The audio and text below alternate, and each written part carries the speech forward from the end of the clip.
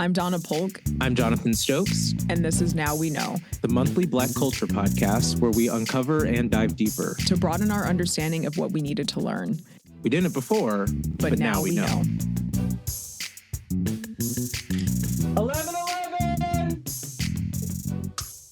All right. Oh, wait. Do you guys give each other a kiss at 11:11? We kiss the clock at 11:11. Oh, the clock, not each other. But that cements the wish. But yeah, basically our text messages are me or him saying 1 minute at 11:10, and then we make a wish and send a kiss emoji. It's really annoying, but it's not annoying. It's cute. That's what we do. On to much less cute things. Oh. I know. I think we need to change the premise of the podcast. I think we need happier topics. I agree. For the next episode, let's do twerking. Let's talk about the history twerking. of dance. Yeah. Let's do that. That'd be fun. Yeah. And hopefully we remember it by the end of this conversation. Yes. A few weeks ago, I came across this article reading that the water crisis in Flint, Michigan, is finally safe, allegedly. And I'm like, Flint, how are they still having issues with water in Flint? And I'm like, that's at least 8, 9 something years ago. It turns out it was April of 2014 that's crazy. Yes, that's when the water crisis began. So the city of Flint, Michigan, they essentially switched their water source from Lake Huron to the Flint River. And that decision was made, of course, to save money. And that led to the corrosion of pipes and the leaching of lead into the water supply, exposing thousands of residents to dangerous levels of lead. And we've heard a lot previously. I don't believe that we've had, or maybe the same attention on the water crisis in Flint in the last maybe 3 or 4 years or so. I don't want to say it was forgotten. It just, unfortunately, it's like crisis after crisis, and that's where the focus then goes. And so in reading that, I'm like, how did they still have that issue? And why was that even a decision made? Which threw us into this whole rabbit hole of, okay, well, let's talk about environmental racism and how that really permeates into Black and brown communities, which we also saw from the last episode with Kwame. And we talked about the documentary, They're Trying to Kill Us, and the pig farms and the spraying and da-da-da-da. So this is not a unique situation, unfortunately. And frankly, it's too prevalent to really ignore or to not get the attention that it should. Yeah. Immediately when we're talking about these issues, it's the human part, because, you know, there's so much business behind why these companies are where they are and who they're affecting, seem to be in a similar demographic. That stuff feels bigger than what one community or one, at this point, country could even do to fix quickly, just because it's their intention. It benefits so many people for these plants to exist, for these people to not have fresh or clean resources. You know what I mean? It's intentional. Everything's intentional. But the thing that came up in the CNN article that you're talking about is how the residents have been affected by this. Because like you said, there's an element of Flint, and this sucks. I live in St. Louis, Missouri, and because here right now, what we're talking about are the FBI is on their way to do what they're doing in DC. We have our congressperson, Wesley Bell, had his first in-person town hall. His first in-person town hall since being paid to replace our previous congressperson, Cori Bush. He was paid by AIPAC to support Israel and to, I don't know, coon out. But anyway, they had their first town hall that ended up having several of people that I know. One of my friends was pushed by the police to the ground. Another one was choked by the police. So that's a mess. And then we also had a recent hurricane.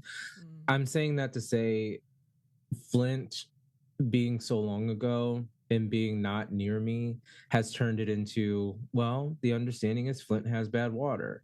it's such a bad way to go. But isn't that kind of how these things work? Like it leaves the news cycle and it's like, well, Flint, Michigan, bad water, of course. Yeah. St. Louis, It's like almost Missouri, like a crime. desensitization of it. It is. And I don't know Yeah. if that's good or bad, but when in the CNN article, they were mentioning that here I'll look at her name. Nikia Wakes says she suffered 2 miscarriage, both with twins, in 2015 and 2017. She said she didn't stop drinking the tap water until after she returned home from the hospital in 2015 and found a flyer in her mailbox advising pregnant women and elderly people to stop drinking the water. Oh, yeah. A flyer. Man. It's just, yeah, frustrating doesn't begin to cover the feelings about it, and it's impossible to be Black or brown in America and not feel targeted, which is just devastating. Doesn't begin to cover it. But if you've been to New Orleans, you can kind of tell that they are still either forgotten and neglected, or like you said, still in the echoes of that horrible situation. And I heard there's a documentary about it. This reminds me a bit about this TikToker, Levert the Bassman or Baseman. He's got this like very distinguished, deep voice. And so it's fun to like listen to him talk about whatever. Oh, does he? He goes into a lot of topics regarding the racism that, you know, we're still seeing, and racism in the like news articles or whatever, like, you know, current happenings, in addition to history. So it's really fun to like learn from him and like nice to listen to him. But what's really interesting about at least his story, it's been a few years, maybe 2 years or so since I've like been on TikTok as frequently, but I remember seeing one of his videos and he actually talked about his own story and the racism they experienced. When we're talking about like Hurricane Katrina from like 2005 or something, and this being like 2 years ago, he was still experiencing the remnants of Hurricane Katrina because of FEMA and what they were or were not doing for the Black community there. And so it's really disheartening to see like sort of living in somewhat of like a trailer, like not an RV kind of trailer, but just like a mobile home, ones that you can like pick up and move pretty easily. And that's part of the displacement that he's still experiencing from a disaster 20 years ago. So never mind, you know, what's happening now, because like Flint, Michigan, we thought that like it was over, but we didn't realize it was still going until I see this article that says, oh, the Flint, Michigan water crisis is over 11 and a half years later. Like, what do you mean it was still going? That wasn't resolved? Right. So Right. it's that sort of desensitization in a sense, or maybe just lack of attention to it, just simply because there's another Definitely. crisis and then there's another crisis that Definitely. needs to be dealt with. This is going really into our conversation here on a couple of the clips that you had sent over regarding Cancer Alley in Louisiana. And then I kept going from there, and I'm, you know, watching some news reporting and the whole thing about it. And it's really disheartening to see the amount of disregard and really like a passive way of disdain shown towards our people. Before we get to Cancer Alley, I want to pivot back to St. Louis really quick, because like Louisiana, St. Louis has just as segregated, if not more segregated, counties in parts of the city. And what do you know, when tragedy strikes the Black spaces, that's not going to be fixed. So in May 2025, we had a devastating tornado touchdown in the city, which is not something like, I grew up in the city my whole life. And there was kind of a joke that when there's tornado sirens going off, everyone goes on their porch and watches, because there's less of a threat when you're, you know, by all these tall buildings that could block the momentum of the tornado. Well, did not happen this last time, and there was so much devastation. I mean, people were sleeping with half of their buildings missing because they don't have anywhere to go. The city has no interest in helping them. And so what happened was we had grassroots organizations, Action STL, which is an amazing nonprofit organization. It helps everyone for anything. They rallied together, got the city together, got the city and the county together. Hundreds of volunteers. I mean, everybody was donating goods and items and helping people rebuild their homes. There was a roofer, forgetting his names, but he had a project where he gathered all kinds of contractors for a project called 100 Roofs. And it wasn't necessarily that they were fixing people's roofs, but they were making sure that tarps were at least on them, because our city wasn't doing that. FEMA wasn't doing that. People that live in those areas cannot do that. They could barely make sure that they had oatmeal. You know what I'm saying? Like, these are the communities that cannot survive this kind of stuff.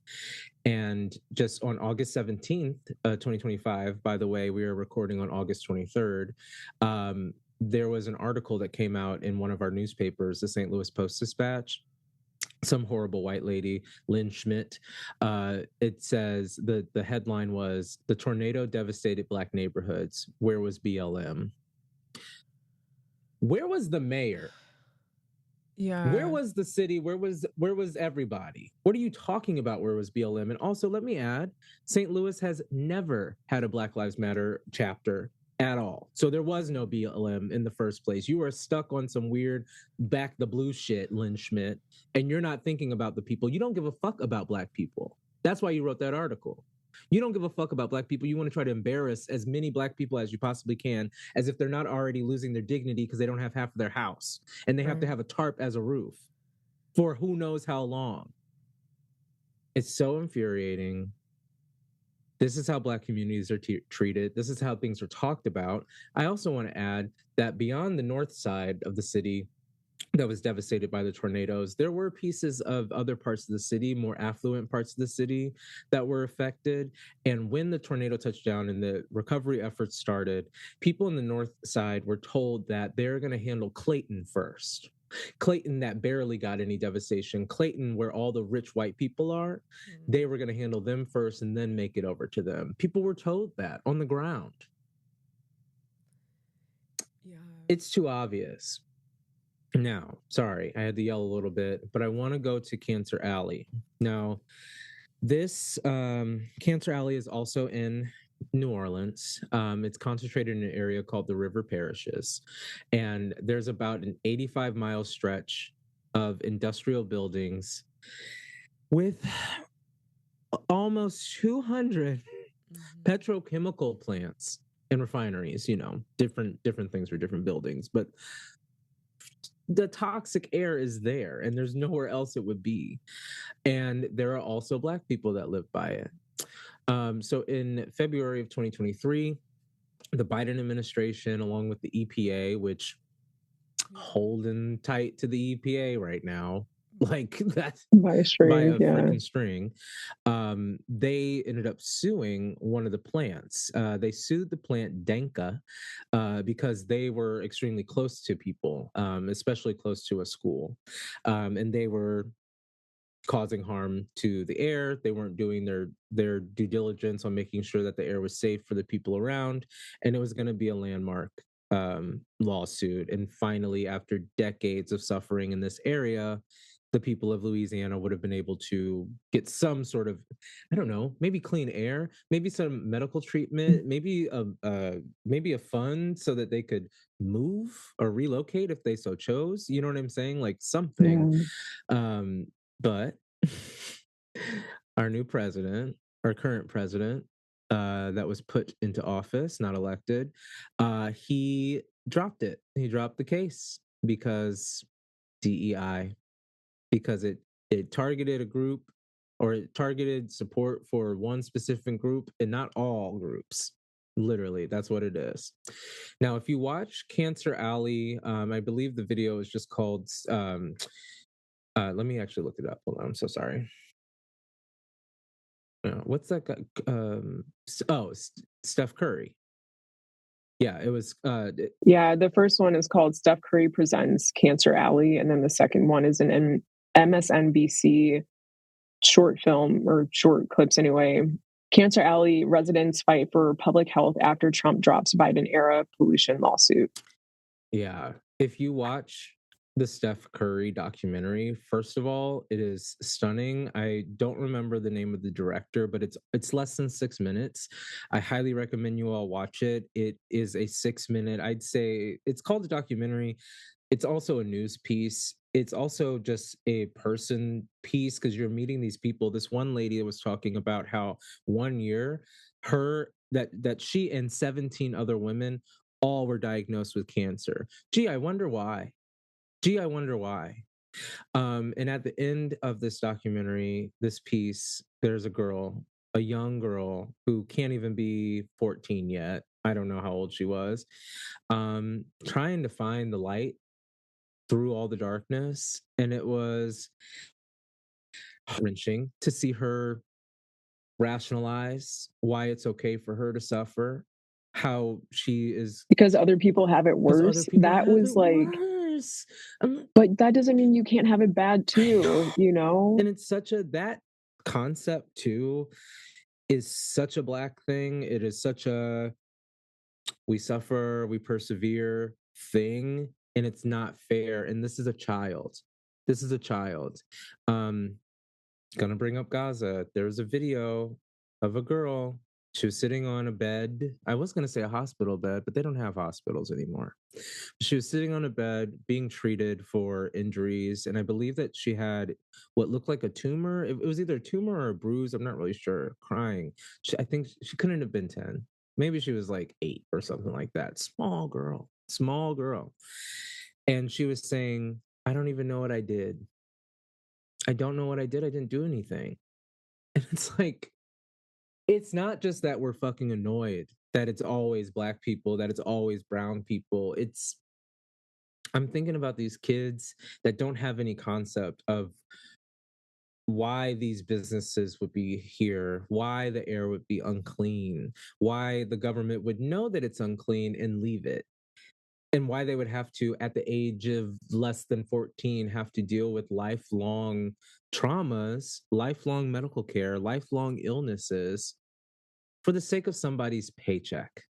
Like, it is so this is the importance of having activists that are keyed in on particular issues. They speak on those particular issues. They lobby for those particular issues because once it leaves the media cycle, it's out of sight, out of mind. I definitely, until I went to New Orleans and saw it, I really wasn't thinking about Hurricane Katrina. I really wasn't. And until we started talking about environmental racism together, I really wasn't thinking about Flint, Michigan's water. Yeah. I wasn't. Thought that was done. Obama drank it. I thought it was chill. Like, it was supposed to be done. And then now, just like we're still gathering clothes for people who had experienced displacement from a tornado in May. I'm like, we're just at the clothes part. We're still in the clothes part. Like, what about medical care? What about all the debris in the air? What about all the things that they lost because of the damage from the storms? And like, let's also keep in mind, as of 3 days ago, again, this is August 23rd, 2025, we just left like a 5-6 week heat wave. So there's just a lot of things. And I'm just thinking about people with health conditions, the asthma of it all. Like, do they have inhalers? Will they have any sort of respiratory issues going forward? How about the people that needed their electricity for their medical devices at home? How about the people who needed a way to call their doctor because they are feeling bad? Like, there's so many things. And then when I think about Cancer Alley, it's just like, okay, it's obvious, like 85 miles worth of petrochemical plants next to residential areas that are just contaminating the areas. And then just the salt in the wound of it all is that these are on top of former sugarcane plantations. These are already, like, the ground is already bad. And then also they want to build more. They want to do more. What they want to do is grow into, and it has a name. Hold on a second. I'm looking for the name. Yes. So the company Formosa proposed a 2,400 acre sunshine project, heavy quote, a site that would sit on top of former plantations where there are already multiple burial grounds for enslaved people. And they just want to build on top of that so they can continue to pollute the air of Louisiana because it's full of people who don't matter as much as these chemicals. It's just, and then I have a personal thing with this too. I found out that my grandfather, my mom's dad, here in St. Louis in South City, there was a plant where he worked his whole life. He mixed paints for automobiles with lead.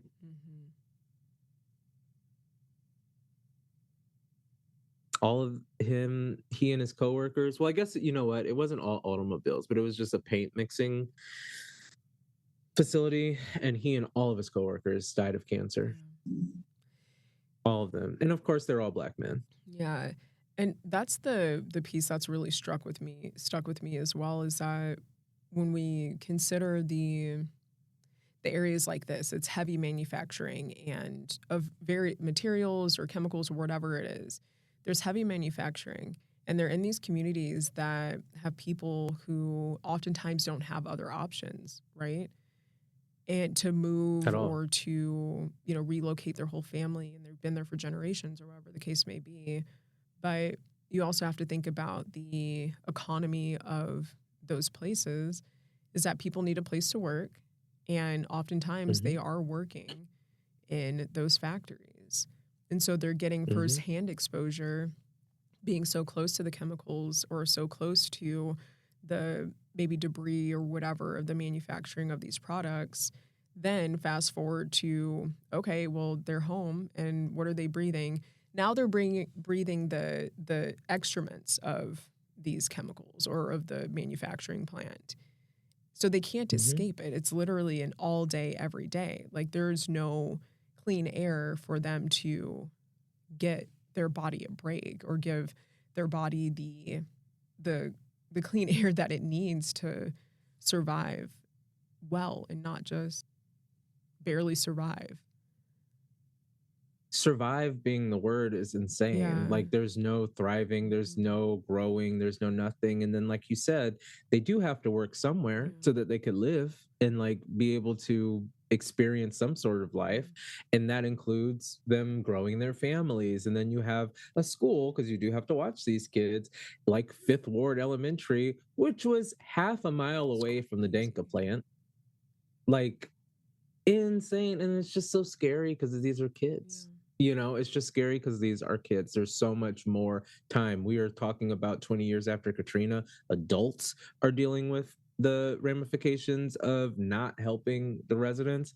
What are these kids with developing bodies and developing organs, and just, what do you mean? Like, what are they doing? Like, it's sad. And then it's also growing, and we have to talk about AI and how that's affecting people and environments. Maybe in your hometown, you have data plants that are being proposed and shut down. Like, we definitely had one here in St. Louis that just got shut down because residents of St. Charles County fought against one being put down, because whenever we use AI, and this is a bigger conversation, of course, but whenever we use AI, there is going to be somewhere, someplace, a great amount of energy used, right? And then what happens to the environment around that is what will happen to the environment around that. And that is usually going to be raising different levels of different chemicals in the air and polluting it and making people sick. Yeah, there's just at the simplest terms. There's been a lot of pushback on AI because of those data centers, or because of the amount of energy and water needed to produce these searches. So for me, this is going to sound like an ad. It's about time somebody pay us for this, but for me, I have switched my browser from Google Chrome over to Ecosia. So when you put something into Google, it like automatically will give you those AI produced answers, but that's using the data centers similarly to get that information over to you and give you like a synopsis or that little summary. But Ecosia, it gives you the option to turn it off. So instead of automatically using these AI centers to produce responses, it's like, no, here are the articles, here are the the publications. Here are some, different links that you can go to formulate your answer instead of getting that snapshot.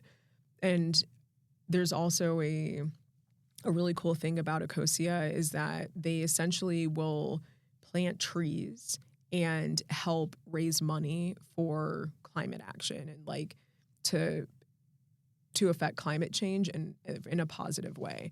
And so I've been using it for maybe like a month at this point, but it has, I can import like all of my bookmarks because let's be honest, I have like a million bookmarks, stuff like that. So at least there's the user friendliness of making the switch.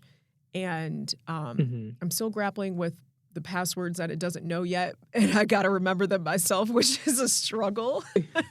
But besides that, that's one way that I'm trying to at least help with that. There's a creator by the name of What the Ish on Instagram. I believe she also has a TikTok, but she goes into more details surrounding the data centers or how people are using ChatGPT, stuff like that, and the amount of energy that goes into that. And she's the one who introduced me to Ecosia.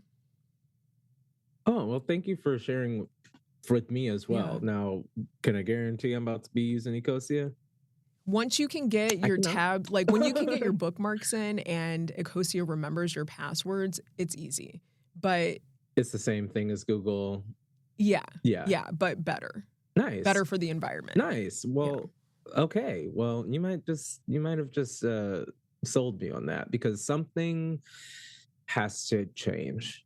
I want to talk about Memphis really quick because it just seems like the targeting is here. The targeting is here, and we aren't too far away from history. I mean, I just said I wanted to talk about Memphis, but I have to quickly talk about our internment camps that are being turned into AI and like also holding facilities for ICE and like that, like all these old terrible things that have never been developed over or changed are just being used for a new way to harm us. And one of those ways is to put data centers next to Black people again. The one that I'm particularly bringing up is about Colossus. It's all, anytime you hear one of those big names like Colossus or Titan or whatever, or something stupid, it's Elon. Oh. It's always going to be something where it's like, I'm a Power Ranger. And so what he wants to do for Colossus is put down the data center near Boxtown, which is a low-income Black neighborhood in South Memphis. And it's going to harm those people. And the point is to put it by people who don't have the power to say no. And luckily, they are fighting back. The NAACP is on it. I'm sure other grassroots organizations locally and maybe even from different states nearby are helping as well because it's too clear what we're trying to do. We're trying to get another cancer alley for the sake of what? I guess replacing the jobs. I don't really know what the point is. But it is frightening to see. It's also currently in litigation. Like nothing has stopped. I'm nervous that it will just move forward. I'm nervous that what will end up happening is some sort of like eminent domain situation where it's like, okay, you don't want to be by these plants? Well, then go. Yeah. Here's $30,000, buy a house. Anywhere else. Like, and also what house is $30,000? You know what I'm saying? You can't even like, get a plot of land for that. Not in, desirable or neighborhoods. Trust me, I'm a realtor. And like we said before, and then true. And then you also said before, it's like people have to live and they have to work and all these things. Like you also have to think if they're already in low-income areas, there's not going to be a lot of industry besides manufacturing and stuff. And they've probably been in that area for a very long time.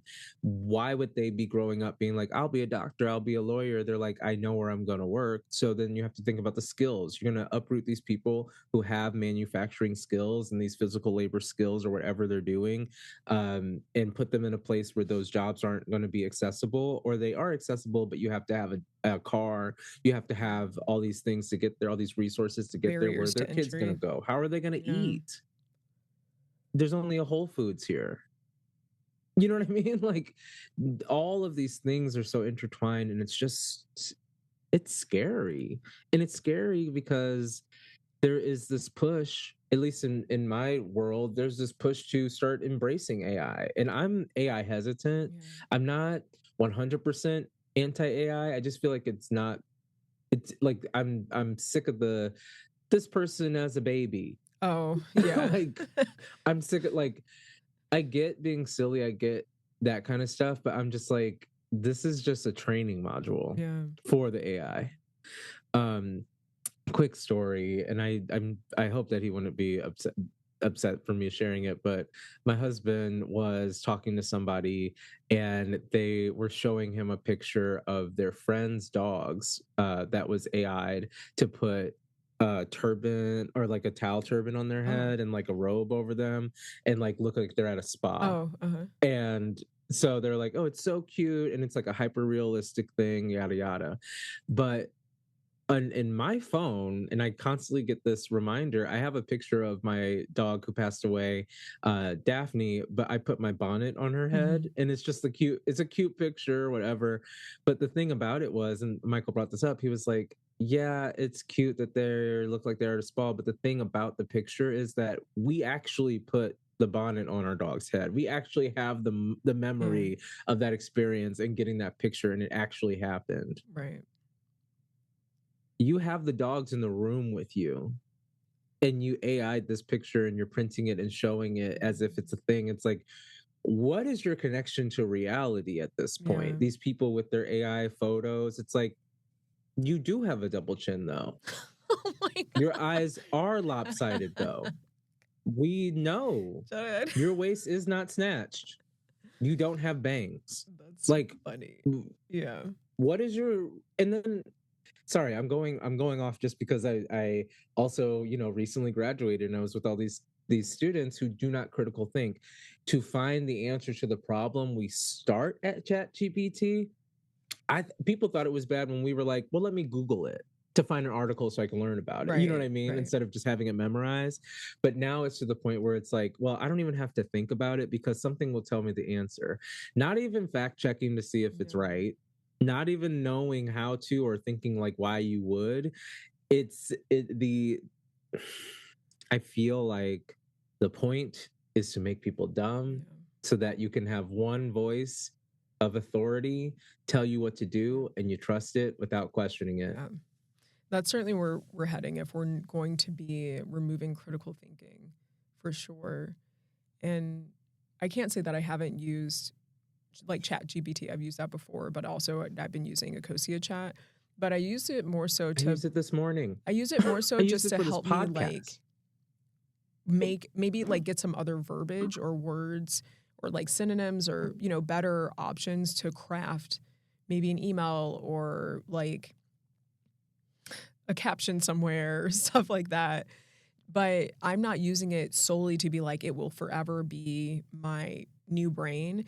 I'm using it to be like, wow, okay, I can formulate a sentence like this, or I can use this word moving forward, because it's actually expanding my knowledge for me to do things on my own, not to keep going back to it to get the details, and also causing harm because of the data centers and all that. So. And we could go on, and I don't want to get into an AI spiral because I will go down there, because I would love to talk about the people that use it as a therapy tool. Maybe that's more real relatable than it is Now We Know, but I need some real relatable content. So if we need to do another crossover episode, I'm totally available for that, because it's just, I don't know, these things like your cute AI'd picture, in the end, when you get down to the end of it, you could be harming people that live in a place that is nicknamed Cancer Alley. Right. Is that picture still cute? Like, probably not. I wish that I had some sort of answer. I just really wanted people to know about Cancer Alley, to know about the Colossus data center, to know about Memphis and in general, to know about how New Orleans is still suffering from the hurricane, to know about Flint still suffering, to know about St. Louis still suffering. It's like there are still people at the end of these advancements that are going to be shaken and without consideration, without any amount of care by these things. So I don't know. Is it a catch-22? It is. Or is it just like I think I'm not here to answer that. Much smarter people are here to answer that. I said earlier this week, and I'm going to start using this phrase a lot, I need somebody to be thinking because I'm busy feeling, but people are thinking and people are working and people are doing things, but I just want to bring attention to it. I think it is a catch-22 because if we see what's happening in Congo, for example, with the mining of cobalt, right? Like, and this is for all of our phones, our devices, like that, for batteries, like anything that is battery operated, they need cobalt. So there's this push for electric vehicles because it's better for the environment, but it's like, whose environment?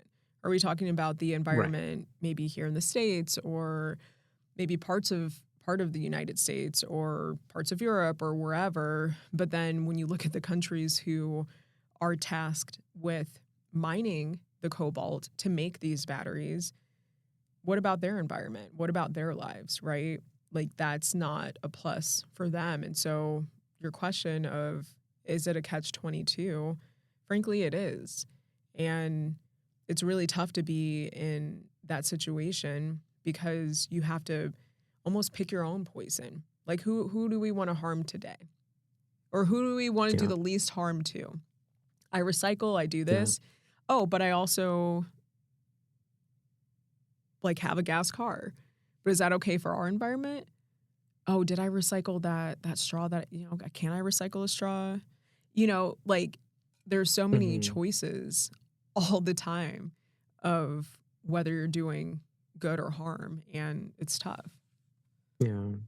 But then the other part of that is that why is it the individual's job to regulate that? Like, why are we doing so much work when we benefit in the way that we get convenience or we get help or we get whatever from these things, but we didn't create it. It was brought to us. Why not the people who have their eye on it before it lands to pick out a space that is not going to harm people? That was your job to do, bro. You know what I mean? Like, find a way to operate these cars or these phones or laptops or whatever that doesn't require people working in dangerous conditions, that doesn't require people fighting for power in that way to the point where it becomes a genocide of people that are going to be eliminated because someone else wants what they provide and they can access that. And the people who are actively mining and all that stuff don't have power to fight back because not only are they poor and being exploited for their work and their labor, but they're also probably fucking sick. And nobody's talking about that either. You know what I mean? It's just, I don't think it should be all on us. We can do what we can, but there's a reason why we're yelling at politicians about this stuff. There are reasons why you yell at the company and sue the companies and put consequences on people who are not doing their jobs to help people. Like, as much as we can use a paper straw instead of plastic straw, we didn't create the beast. Like, this is a lot of more, and there's so many commas in the fucking checks for these people, and they're not going to say no to that. Let's talk about twerking next time. I want to talk about twerking. We're talking about twerking, and I will share with everyone how I figured out how to make it clap.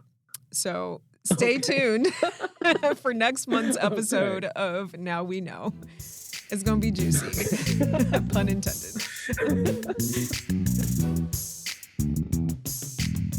If this episode made you laugh, think, or say, I know that's right, Or girl. Same. Or damn. Facts. Or true. Or vigorously nod, drop us a 5-star rating on Spotify or Apple Podcasts. It seriously helps us out. Thank you so much for listening. Thanks so much for listening.